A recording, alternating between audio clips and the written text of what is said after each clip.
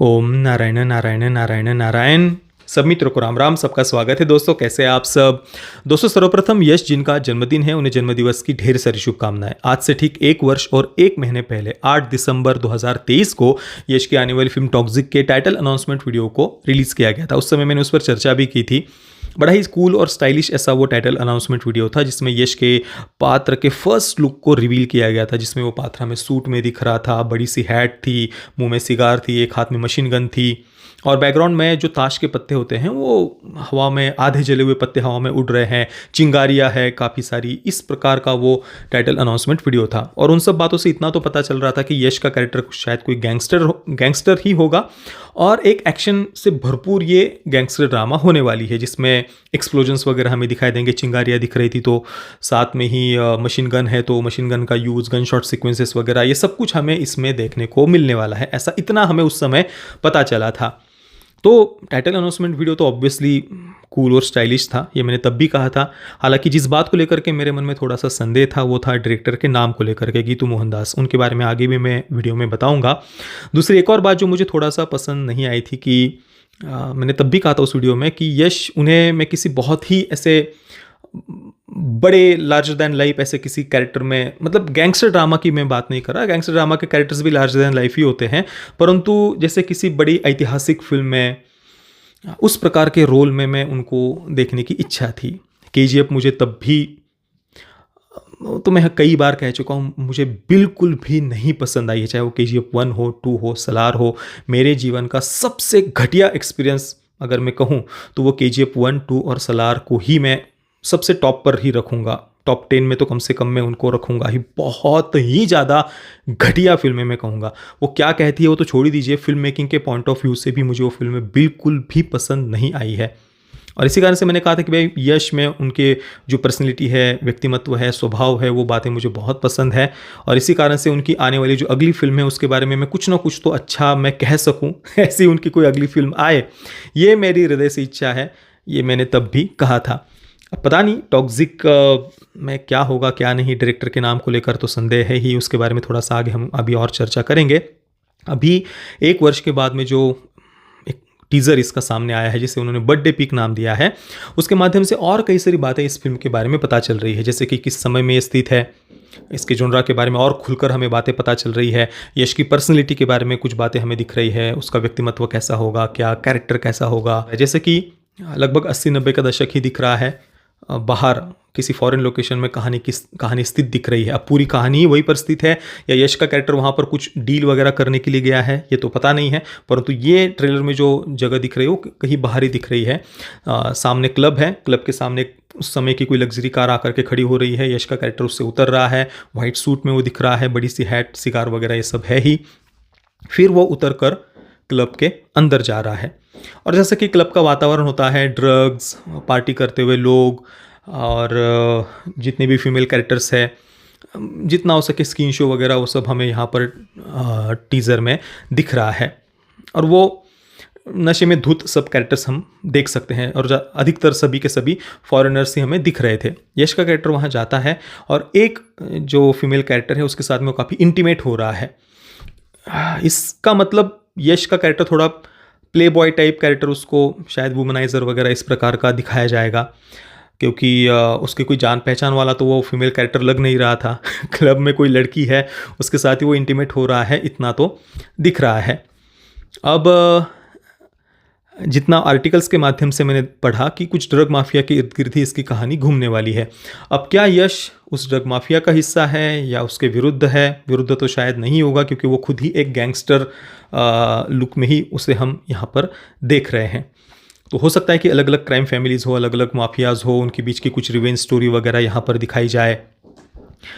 हालांकि यश की जो पर्सनैलिटी या जितने रॉब के साथ उसको अंदर जाते हुए दिखाया है ना, उससे लग नहीं रहा कि उसको किसी का डर है। मतलब कोई दूसरी क्राइम फैमिली कोई माफिया उसके अगेंस्ट हो या उसको कुछ खतरा है ना। वो बिल्कुल निडर होकर के बड़े रॉब के साथ अंदर जा रहा है, एक लड़की के साथ में इंटीमेट हो रहा है, तो थोड़ा सा उसका प्ले बॉय टाइप कैरेक्टर भी दिख रहा है। उसको किसी का डर नहीं है, ये भी पता चल रहा है। तो शायद जितने भी माफियाज़ वगैरह हैं उन सब के ऊपर शायद उनका बॉस वगैरह कोई क्राइम लॉर्ड वगैरह इस प्रकार से शायद उस कैरेक्टर को दिखाया जाएगा। इसके अलावा मुझे जितना लगता है फिल्म की कहानी भारत में स्थित होनी चाहिए। अभी तो टीज़र में हमें या बर्थडे पिक के वीडियो में फॉरेन लोकेशन दिख रहा है, और जैसे कि मैंने शुरुआत में कहा कि हो सकता है कि शायद वो किसी वहाँ पर डील वगैरह करने के लिए गया हो या और कुछ शायद काम हो, या हो सकता है कि फिल्म की कहानी बाहर ही स्थित हो। अगर बाहर स्थित होगी तब तो मुझे ठीक नहीं लगेगा, क्योंकि भाई भारतीय फिल्म में भारत में कहानी स्थित होनी चाहिए। देखते हैं यश के कैरेक्टर को कैसे डेवलप करते हैं, और कोई बड़ा माफिया वगैरह कोई उसको शायद अगर दिखाते भी हैं तो उसकी बैक स्टोरी क्या होगी, फ्लैशबैक स्टोरी क्या होगी, वो कैरेक्टर ऐसा कैसे बना, ये तो फिल्म देखने के बाद इन सब प्रश्नों के उत्तर मिलेंगे। अब बात करते हैं डायरेक्टर, उनके नाम के कारण मुझे जो चिंता हो रही थी। देखिए, एक तो गैंगस्टर ड्रामा वैसे भी मुझे कुछ जोनरा ही पसंद नहीं है, परंतु अगर ट्रेडिशनल पॉइंट ऑफ व्यू से बना हुआ हो तब तो बिल्कुल हम उन कैरेक्टर्स को फील कर सकते हैं, उनके साथ में जुड़ सकते हैं, बातें एंगेज करती हमें वो स्टोरी। और उसके कई सारे हमें उदाहरण देखने को मिलते हैं, चाहे वो हॉलीवुड के हो, भारत के हो। अभी हाल ही में मैंने कई सारे वीडियोस में इनके बारे में चर्चा की हुई है। हॉलीवुड के तो कई सारे उदाहरण हैं, चाहे वो जॉन विक हो, गॉडफादर हो, ढेर सारे उदाहरण हमें देखने को मिलते हैं जो ट्रेडिशनल पॉइंट ऑफ व्यू से बने हुए गैंगस्टर ड्रामाज हैं, जिनको एक्सट्रीमली रिलीजियस और कंजर्वेटिव भी कहा जाता है, चाहे वो गॉडफादर हो या जॉन विक हो। कभी भी कोई नई फिल्म अनाउंस होती है तो अगर डायरेक्टर का नाम मुझे पता नहीं हो तो थोड़ा सा मैं उनके बारे में सर्च करता हूँ कि भाई उनकी विचारधारा क्या है, क्योंकि अंततः जो फिल्म के मेकर्स होते हैं उनकी विचारधारा क्या है वही मायने रखती है। उसी के अनुसार कहानी, कैरेक्टर्स को वो डेवलप करते हैं, उसी के अनुसार सामाजिक चित्रण होता है, सब वही बातें केवल अंततः मायने रखती है। तो गीतू मोहनदास उनके इंस्टाग्राम हैंडल को जब मैंने देखा, पिछली बार जब टॉक्सिक का टाइटल अनाउंसमेंट वीडियो आया था तब भी मैंने देखा था, और अभी आज भी मैंने देखा, तो नई तो कोई ऐसी कोई पोस्ट नहीं है जो किसी भी प्रकार से पॉलिटिकल वगैरह हो। पिछली ही पोस्ट थी जिनके बारे में मैंने पिछली वीडियो में भी चर्चा की थी टॉक्सिक के। तो अब पता नहीं, मतलब उनको पॉलिटिक्स के बारे में उतनी जानकारी है नहीं है, या फिर बहुत सारे ऐसे लोग होते हैं जिनको पॉलिटिक्स के बारे में उतनी जानकारी नहीं होती, परंतु देश में जो बातें चल रही है, मीडिया में जो बातें हम देखते हैं, उनसे प्रभावित होकर के कई बार हम कर देते हैं पोस्ट, क्योंकि उतना डीप क्या क्या षड्यंत्र चलते हैं अंदर के बाहर के वगैरह वगैरह, वो बातें कई लोगों को नहीं पता होती है। अब गीतू मोहनदास उनके बारे में मैं व्यक्तिगत रूप से नहीं जानता हूँ, और हर व्यक्ति स्वतंत्र है, वो जो चाहे पोस्ट कर सकता है, जो चाहे उसकी राजनीतिक विचारधारा हो सकती है, परंतु जस्ट मैं अपना पॉइंट ऑफ व्यू मैं केवल यहाँ पर बता रहा हूँ। जैसे कि उनकी रेसलर्स के आंदोलन पर जो पोस्ट थी, अब उसके पॉलिटिकली मोटिवेटेड होने को लेकर के बहुत सारी चर्चा हुई है, बाहर के इन्फ्लुएंस के बारे में बहुत सारी चर्चा हुई है, और कई लोगों को ये बातें नहीं पता होती है।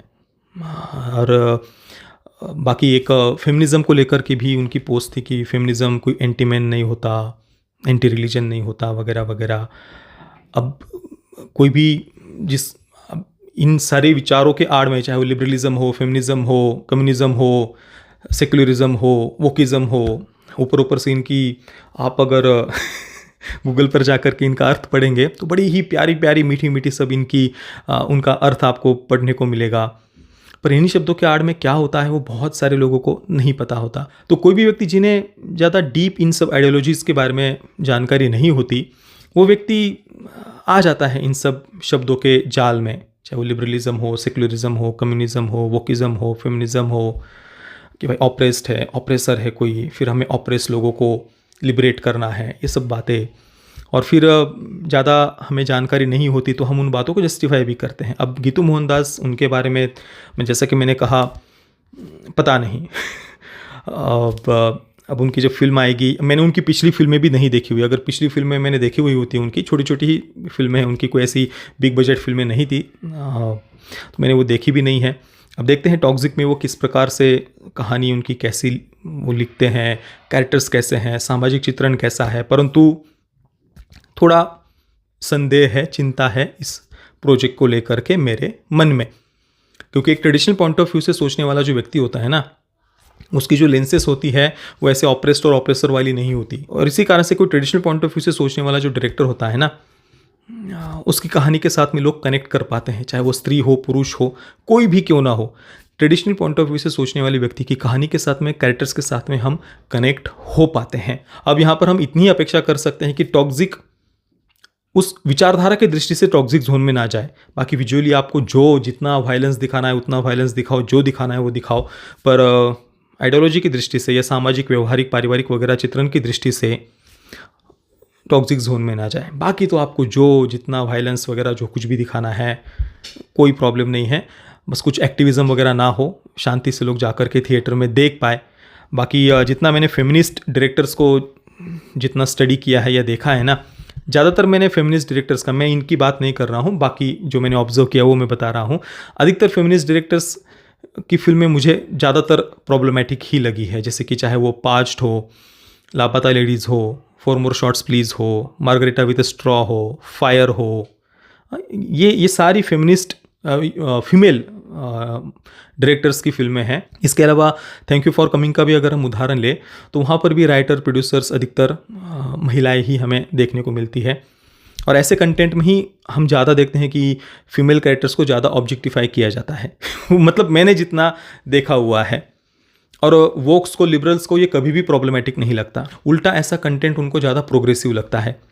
एक मतलब लापता लेडीज़ वगैरह ऐसा कुछ एक्सेप्शन हम कह सकते हैं कि जिनमें स्क्रीन पर कोई न्यूडिटी नहीं है, पर विचारधारा की दृष्टि से वो भी डीपली प्रॉब्लमेटिक और डेंजरस ही है, क्योंकि उसमें उसी प्रकार से इतिहास का, सामाजिक वगैरह जो चित्रण है वो उसी दृष्टिकोण से किया गया है, भले ही स्क्रीन पर कोई ऐसा न्यूडिटी वगैरह उसमें ना हो। और एक और बड़ी ही विडंबना कहिए या फिर चौंकाने वाली बात कहिए, विडंबना ही कहिए, ये जो वोक, लिबरल्स, फेमिनिस्ट वगैरह होते हैं ना, उन्हें पुष्पा में श्रीवल्ली का पात्र देख करके बड़ी पीड़ा होगी, बड़ी पेट में मरोड़े उठेंगी कि नहीं यार, ये श्रीवल्ली और पुष्पा, इनका रिलेशनशिप बड़ा ही टॉक्सिक दिखाया है, क्योंकि श्रीवल्ली वहाँ पर गृहिणी है, अपने पति पर उसे बहुत गर्व है, मेरा पति मेरा पति मेरा पति, सब जगह पर वो बोलते हुए आपको पूरी फिल्म में दिखाई देगी। इवन इनको एनिमल में भी रश्मिका मंदाना का जो पात्र है या रणविजय की माँ का पात्र जिस प्रकार से दिखाया, वो देख करके भी इनको बड़ी पीड़ा हुई थी कि भाई यहाँ पर तो मतलब उनको बस घर में ट्रेडिशनल पॉइंट ऑफ व्यू से उन सब कैरेक्टर्स को दिखाया है, उनकी जैसे कोई आवाज़ ही नहीं है, इस प्रकार की बहुत उस समय भी आलोचना हुई थी। ये सब देख करके इनको बड़ा ही प्रॉब्लमेटिक लगता है, पुष्पा का श्रीवल्ली का पात्र इनको बड़ा प्रॉब्लमेटिक लगेगा परंतु जो मैंने अभी नाम बताया, चाहे वो पाज्ड हो, फॉर मोर शॉट्स प्लीज़ हो, मार्गरेटा विद स्ट्रॉ हो, फायर हो, फॉर मोर शॉट्स प्लीज़, ये सभी सेक्सुअल लिबरेशन वगैरह बहुत टॉक्सिक जोन में जाने वाली फिल्में, वही बहुत LGBTQ एजेंडा भी कुछ में, ये सब प्रोग्रेसिव लगता है। उनमें भले ही न्यूडिटी, ऑब्जेक्टिफाई करना, सब कुछ उनमें, और विचारधारा की दृष्टि से भी एक्सट्रीमली टॉक्सिक जोन में जाने वाली फिल्में, पर वो प्रॉब्लमेटिक नहीं लगता वो लिबरल्स को, वो बड़ा ही प्रोग्रेसिव कंटेंट उनको लगता है। हाँ, पर स्त्री को आप ट्रेडिशनल पॉइंट ऑफ व्यू से दिखा दो, ट्रेडिशनल कपड़ों में दिखा दो, तो वो टॉक्सिक हो जाता है अब पता नहीं यहाँ पर टॉक्सिक में क्या होने वाला है, देखते हैं। गैंगस्टर ड्रामा, एक महिला डायरेक्टर के द्वारा डायरेक्ट किया गया गैंगस्टर ड्रामा कैसा होता है वो भी हमें देखने को मिलेगा। 20 वर्ष देखने को मिलेगा या अगले वर्ष, वो तो नहीं पता, पर जल्द ही देखने को मिलेगा। अगले वर्ष भी होगा तो पहले 2-3 महीनों में ही हमें देखने को मिल जाएगा। बाकी आपके क्या एक्सपेक्टेशंस है टॉक्सिक को लेकर के, या एक महिला डायरेक्टर के द्वारा डायरेक्ट किया गया गैंगस्टर ड्रामा कैसा हो सकता है, आप थोड़ा सा कमेंट में अवश्य बताना आपके विचार। बाकी वीडियो देखने के लिए आप सभी मित्रों का बहुत बहुत धन्यवाद। जय श्री राम, वंदे मातरम।